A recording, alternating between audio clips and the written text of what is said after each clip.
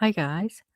So yesterday I did like a three guild violation presentation sort of thing with my PowerPoint slides on Blake Lively, and I said I would come back and do a similar thing for Ryan Reynolds. Um, so we are here now, and we're going to go and look through that. Um, The key things I'm looking at here in terms of conduct of what we know are the rooftop scene, which Blake Lively confirmed was written by Ryan Reynolds without the knowledge or consent of Wayfarer. And I've already done a separate video, standalone video on this, that there are violations of the WGA rules, the Writers Guild, of which Ryan Reynolds is a member. I will also be looking at the text messages between Ryan Reynolds and people like WME, Sony, and the Damons. And I have been asked a lot. So I'm going to answer the question with my opinion. Again, very important to state an opinion on whether or not Ryan Reynolds' conduct in terms of the portrayal of Nice Pool to mock Justin Baldoni would constitute any violation of rules. So let's go and have a look at it. Okay. So it's important to know as well, Ryan Reynolds was not in the film, but his company participated in marketing it. So that'd be Maximum Effort. Okay. And again, this is based purely on the information we have available to prove it. But it is not based on, we all have kind of thoughts and we can all speculate as to what happened. And, I'm sure, sure it would help us guide us to get to some conclusions. But, there has to be evidence. So I can only go on what is being unsealed on the docket, what's publicly available, what Wayfarer have told us, or in in some instances, what Lively has told us. So, um, yeah, that's where I'm coming at from this. This is all hypothetical. Um, other people may have different opinions, and there is no evidence that Wayfarer intend to pursue any of these complaints. So this is for fun, although I will again point out, as I did with the Lively presentation, that it does not require Wayfarer to make a complaint about a member to a guild. It can be any member of the public, as long as there is evidence. Okay, so the critical factual frame, what Reynolds did. So Ryan Reynolds was not in It Ends With Us in terms of being an actor. He was not a producer. He was not a director. His company, Maximum Effort, participated in marketing the film. That is incredibly important. So why does this matter? Well, it separates guild covered work from non-covered work and member-to-member conduct in terms of SAG-AFTRA from production roles. So guild covered work includes writing under the WGA.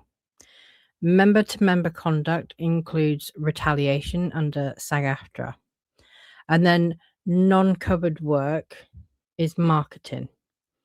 That is not covered by the PGA or the DGA or the WGA either. 4 guilds, 4 verdicts. So this is where I got to. This is kind of like right. So this is where I'm going to go with this, and I'll talk through how I got there. WGA, as as I made very clear in my video on this, there are violations. They are confirmed. The evidence is there and they are confirmed.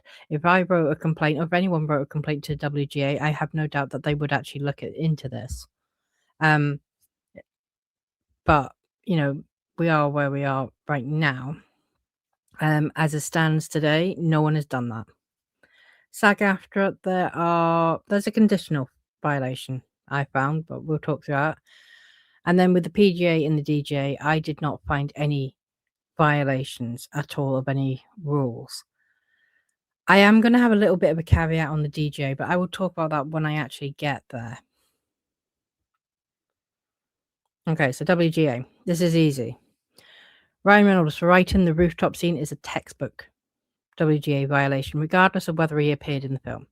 The WGA rules apply to any member of the WGA who writes literary material for a production.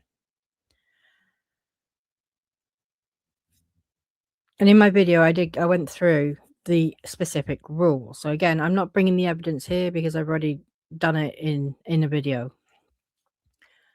So working rule 2, writing without a WGA contract. Everyone needs to have a contract for the writing that they do for production. Not only do they need to have a contract, they need to send that to the WGA.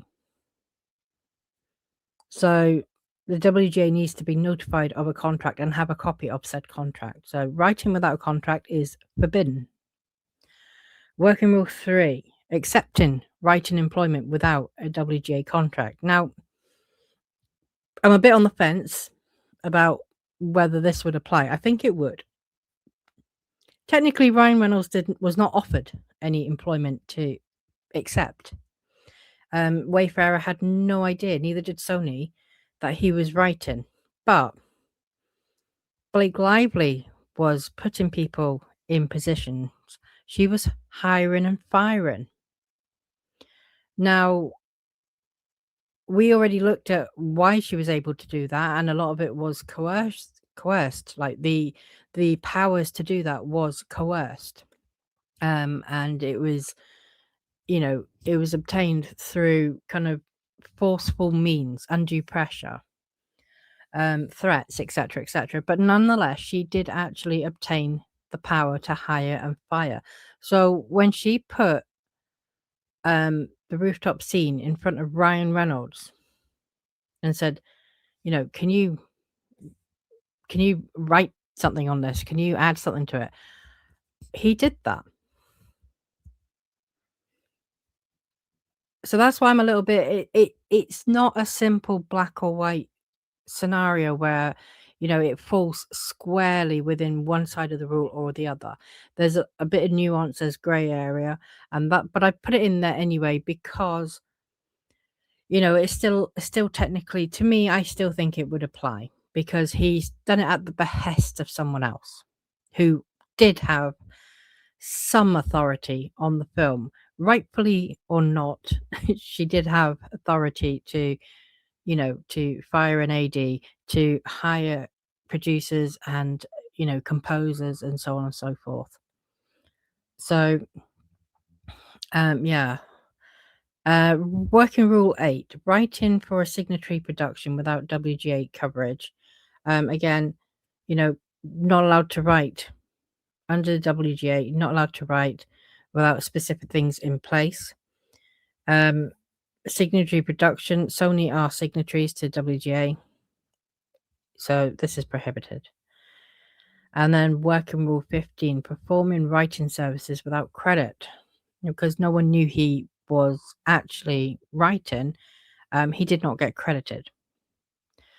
So, and even now on his IMDb, it says that he is listed as part of the script services, but in brackets it's got uncredited.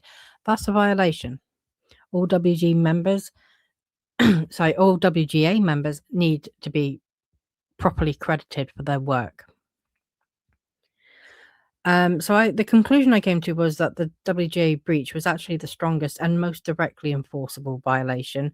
When I did my video on this, I think it was the part 2, I went actually over back in time to some of the enforcement cases that the WGA had previously gone through. One of them, one person was actually sanctioned for making a joke about writing in a Facebook group that contained writers. And I think I ended my video wondering how that guy could be facing such harsh penalties for just making a joke in a social media group when, Ryan Reynolds literally wrote a whole scene, a pivotal scene as well, and has faced nothing.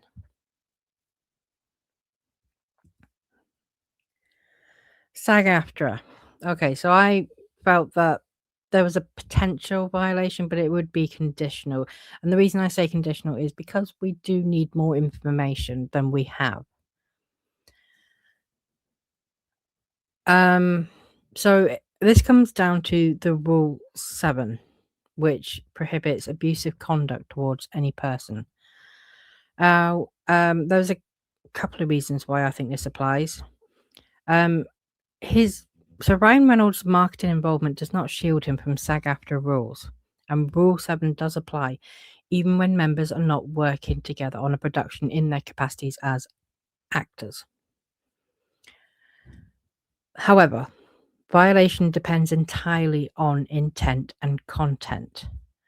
And the question is whether Reynolds' actions constituted retaliation against Justin Baldoni and were not merely satire or gossip. And that brings us to the Nice Pool parody. Now, in the lawsuit, in Wayfarer's complaint, they brought in the Nice Pool parody. And when Judge Lyman dismissed the complaint, when he commented on this specifically, he kind of cited the First Amendment rights. Now, that would not apply here. First Amendment does not apply to unions, to private unions, which is what SAG-AFTRA is. Now, the Nice Pool parody would violate Rule 7 only if it was used with retaliatory intent, and this distinction is critical. So if Nice Pool was purely satire, creative comedy with no targeted intent, then there would be no SAG-AFTRA breach. However, if Nice Pool was used to retaliate, humiliate, intimidate, or punish Justin Baldoni for asserting his rights in any way, then Rule 7 would be triggered. Now, I can take a guess, as I'm sure most of you can, on where we land. Like, do we think Nice Pool was used to retaliate, humiliate, intimidate, etc., punish Justin Baldoni? Yes, I think most of us do actually feel that. But it is a fine line and it does need evidence. And then the WME texts, the Damon texts, and the Warren Zabala, who he is WME, but I put him specifically because there are text messages with other WME people, and then there are text messages specifically with Warren Zabala, which are quite eye-opening. So the text messages create SAG-AFTRA exposure only if they demonstrate coordinated retaliatory conduct and were not just kind of merely gossip or snark, just spitting venom kind of thing. Was there evidence of a planned campaign against Justin Baldoni? I think so. Was there the active encouragement of exclusion, pushing others to sideline Justin Baldoni professionally? I think so. I mean, he was saying everyone needs to know about all this. Everyone needs to know what assholes this guy is, what a predator he is. So I think so. Was there an intent to harm Justin Baldoni's career, which would affect his livelihood? I think there was. If you read, and that's why I put Warren Zavala as a standalone name in the title of this slide, because those text messages were really quite they were something. I can't even come up with the word for them. They were wild. So my conclusion with SAG-AFTRA. So the breach is conditional. It does depend entirely on whether or not Nice Pool or the text messages demonstrate retaliatory intent. If Nice Pool, for instance, is satire and the text messages are just gossip or, just people talking shit and being a bit angry, with, nothing really intending to come from it, then that is different. They would not constitute a violation. However, look at the context. So Ryan Reynolds is talking to WME, who at the time was also Justin Baldoni's agency. And he is saying, this guy, he needs to, he's a predator, he's a this, he's that, he should not be working again, and making those kind of insinuations. But then you've got those text messages which were quite specific, like, we need to call in favors from Tom Rothman. We need Ari to go full Ari. Ari Emanuel is like, the top of the chain when it comes to WME, and Tom Rothman is the top of the chain when it comes to Sony. You're literally talking about, between Ryan Reynolds and Warren Zavala, they are talking about literally going to the heads of these two massive industry giants and doing something, pulling a favor. What the hell is that about? That's just ridiculous. And I talked at the time about tortious interference as well from WME, but that is a representative from WME literally talking about, like, the CEO of Sony, he owes me one, so I'm gonna, collect, basically, against another WME member, another someone else that WME represents. It's just nuts. But I do think the text messages do they're not just gossip and snark. They're clearly not. They are actively kind of plotting almost about how they are going to take down Justin Baldoni. So that's why I believe that there is intent to do harm to his reputation. And that is why I do think that there is a violation. But I have to be cautious and say it is conditional on, establishing intent. Nice Pool is, it is a bit, I think there is intent. I think that Nice Pool was specifically written to mock and humiliate Justin Baldoni on a global scale. I do think that, but it is hard to kind of get over that hurdle of, well, because Ryan Reynolds is going to say, well, it's a parody. So, yeah. But definitely, I still think there is violations on in terms of SAG-AFTRA conduct. If nothing else, the WME text messages, I think, are enough. PGA. So I don't think there's a violation now. Why? Because this is where factual correction matters most. Reynolds' marketing work does not create a PGA exposure because marketing is not a producing function under the PGA rules.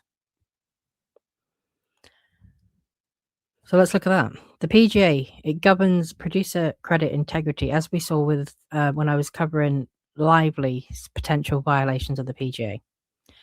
It concerns producer credit integrity, producer duties, and coercive acquisition of producer authority. None of them are triggered by marketing activity, and there is absolutely no evidence that Ryan Reynolds directly took any producing duties on the film. Now, he may have been calling some shots behind the scenes, but we would need evidence of those text messages or those communications between him and Lively, and there is almost certainly going to be none. She will invoke the spousal privilege anyway, like she has done in this case. But without the evidence, there's not much we can do to prove any of this. So, and I'm not too worried about the PGA, to be honest. It's the one part that I'm not really concerned about with Ryan Reynolds, but it's the biggest part I'm concerned about with Blake Lively. So, just to kind of go over it quickly, what the PGA governs, well, that's producer credit integrity, producer duties, and coercive acquisition of producer authority over a film. What Reynolds did, well, I believe he participated in cutting trailers. Potentially. Because he was part of the marketing. And that falls under that. We know Lively definitely did that, and we know that she involved Taylor Swift because there are text messages. So I don't think it's too much of a stretch to assume that Reynolds was involved in that somehow, but especially, through his role with Maximum Effort. He created social assets, participated in promotional strategy, attended junkets and participated in them, along with his mother, with Hugh Jackman, with everyone but Justin Baldoni. And then he supported press campaigns. But none of these activities make Reynolds a producer, and they do not violate PGA standards. Marketing is outside PGA jurisdiction entirely.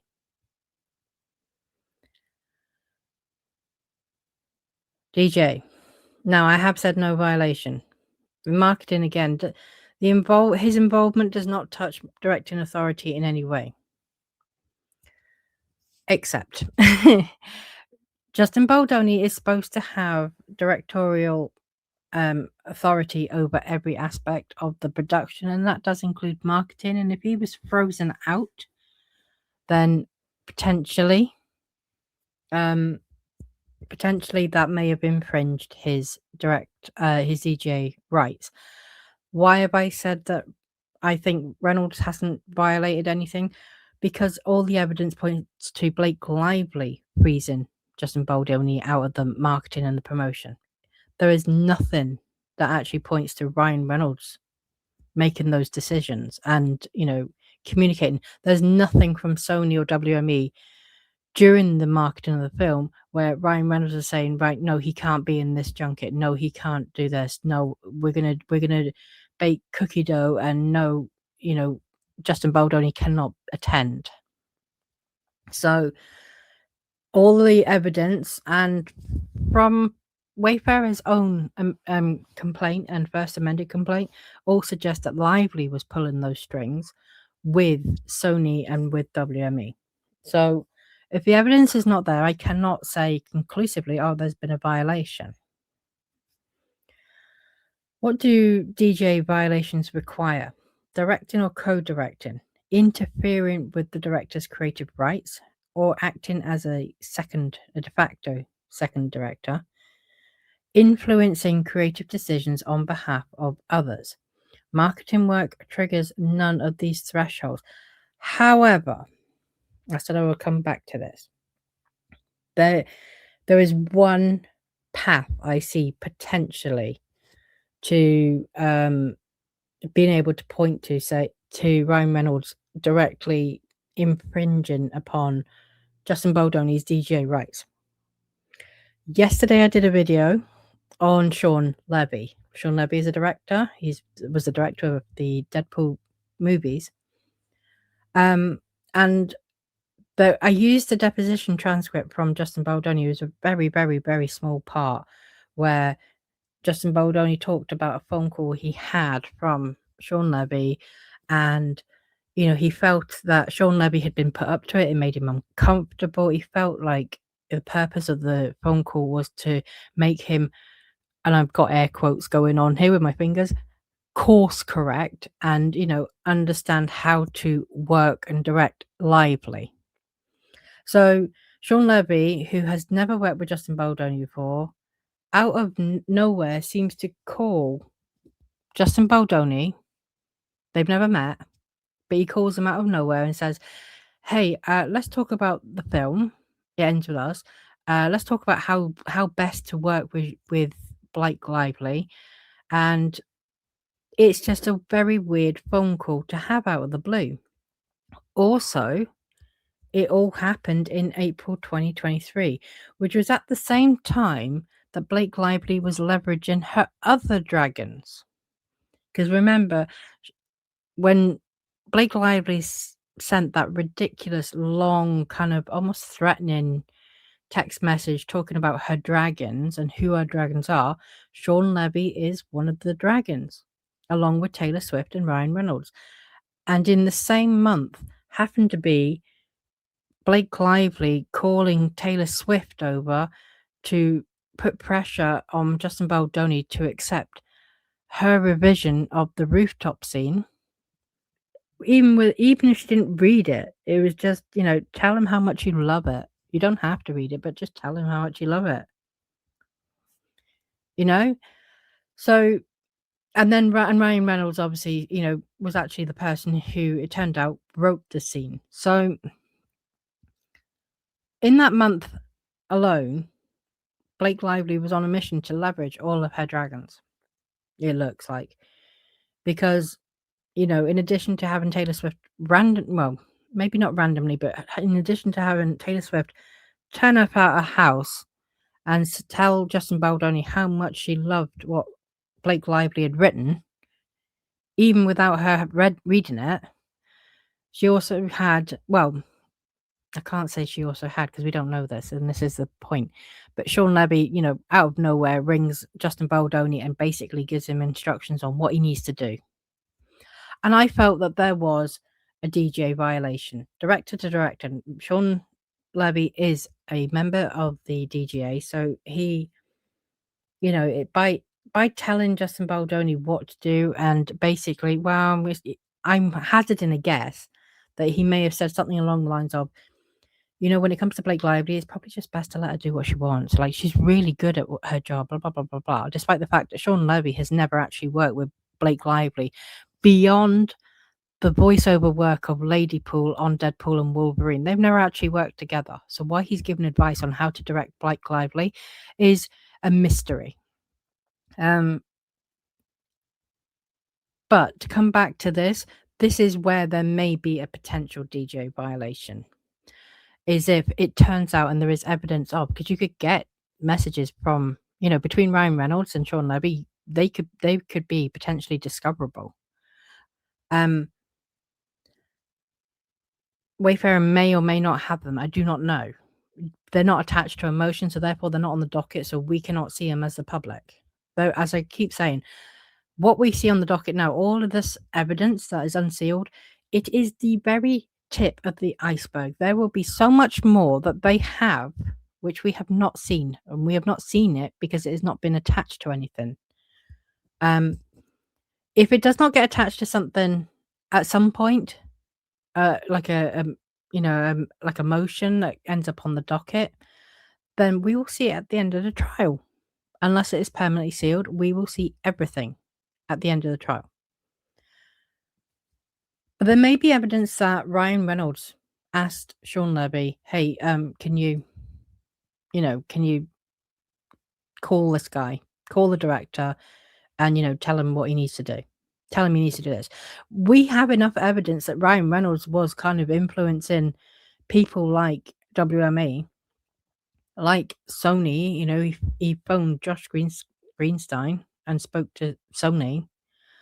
So, and we also saw that as well, that he was messaging Matt Damon and kind of saying, "Oh yeah, this is what we think's happened, and this is what needs to happen." And oh my God, can you believe the nerve of this guy? Wanting to have creative authority on his own movie. So it's not beyond the pale that Ryan Reynolds may have put in the feelers with Sean Levy and say, "Hey, do you mind, doing me a favor?" It could have been Blake Lively though.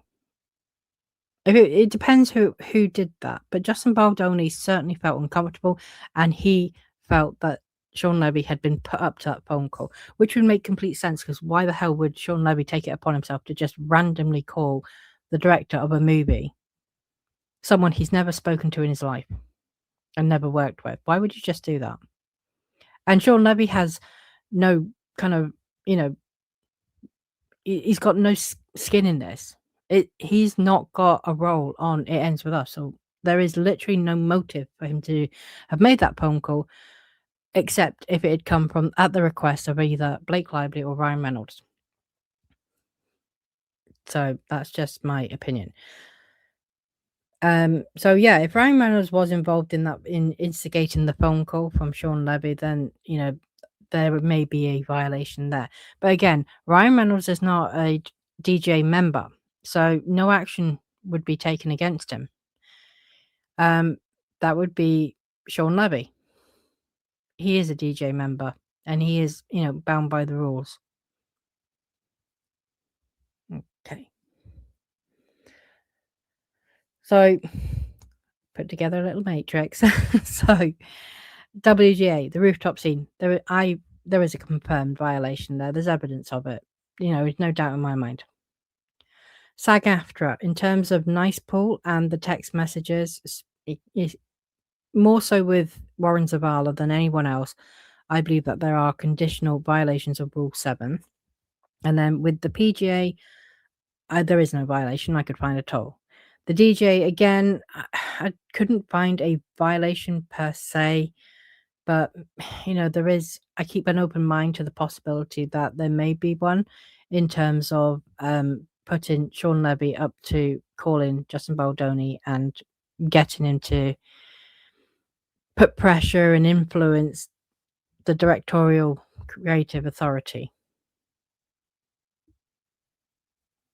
Okay, so overall status by guild. 1 confirmed breach. WGA, the rooftop scene. Writing is the sole confirmed enforceable violation. Then we have 2 conditional breaches, SAG-AFTRA, Nice Pool parody, and the text messages, which are subject to proof of retaliatory intent. Which I don't think, especially with the text messages, I don't think that's going to be too hard. Nice Pool, I think we can all agree we believe what we believe about what happened there. But again, it has to come down to, evidence. PGA breaches, marketing activity falls out entirely outside the PGA jurisdiction, and the DJ, so there's no violation there. And then the DJ breaches, no directing authority was touched or interfered with. And again, I reassert my caveat on the Sean Levy telephone call. So the WGA, the strongest breach explained. So the WGA violation stands independently of every other element in this case. It does not require proof of intent or retaliation or any relationship to the film's production hierarchy. Reynolds wrote literary material for a WGA signatory production without a WGA contract. Full stop. That is the most direct and enforceable exposure. So the intent threshold. Rule 7 breach. There needs to be evidence of retaliatory intent. And then we go down, and retaliation, intimidation. There needs to be hostile, career-threatening act. Again, I think we have that with the text messages. I do. There is no SAG-AFTRA violation if intent is not established.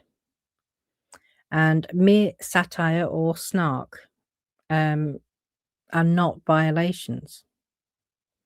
So the entire SAG-AFTRA analysis hinges on a single question: was the conduct retaliatory? Without evidence of intent to harm Baldoni's career or punish him for asserting his rights, neither Nice Pool nor the text messages cross the Rule 7 threshold. And with SAG-AFTRA Rule 7, it's retaliation as a standalone. So it was very broad. Any kind of behavior that included but was not limited to sexual harassment. But it was a non-exhaustive list, basically. So, Ryan Reynolds did not need to be sexually harassed, or, he did not have to be, abused or suffer anything. Justin Baldoni did not need to be sexually harassed or anything like that. He just needs to assert his rights. And in asserting his rights, if Ryan Reynolds then retaliates against him for asserting his own rights, whether it be as a director, as as the head of Wayfarer Studios, etc., then Ryan Reynolds doesn't like this and starts to retaliate and abuse him, create a hostile environment, try to ruffle feathers amongst the industry to kind of oust him, then that would all come under the Rule 7 threshold. see. Marketing work. Why it creates no exposure. So trailers and social assets, they are creative marketing output, but they are not a producing or directing function under any guild's rules. Again, in terms of having some creative input and supervision over marketing, that would be a directorial function for Justin Baldoni, and him being shut out would be an infringement of his DGA rights.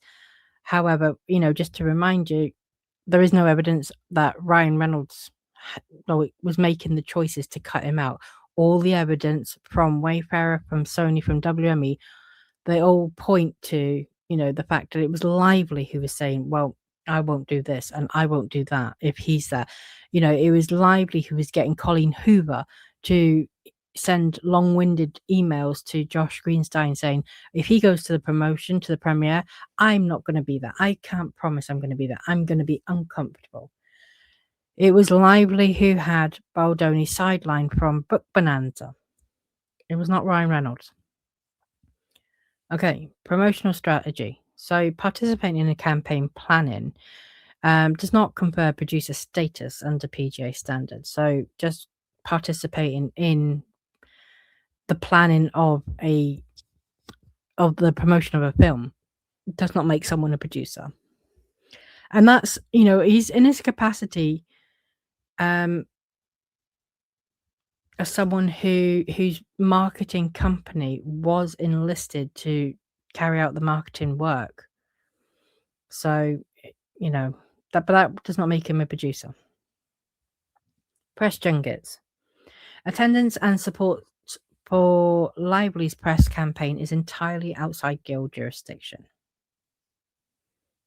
So him being there and participating in the press junkets it's got nothing to do with any of the guilds. Marketing involvement, however extensive, does not make Reynolds a producer, a director, or a covered writer under the, I forgot to put WGA, but also PGA or DJ rules.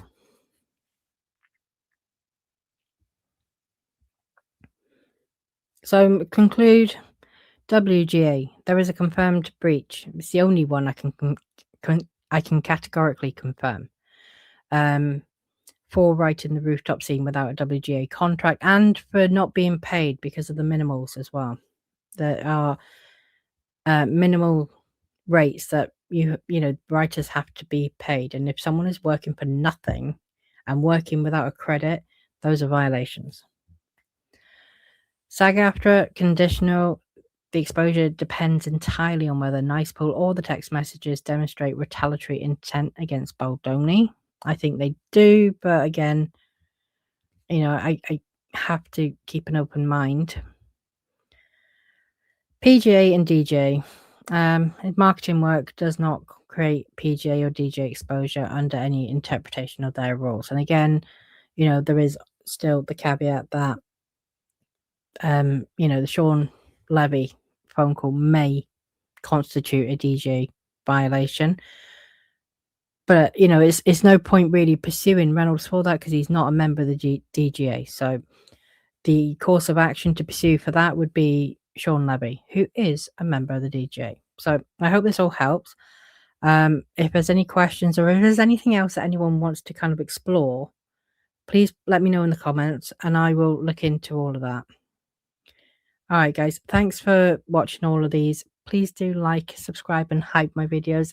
They do help my channel massively. I don't know where I'm going to go next. I will have a look.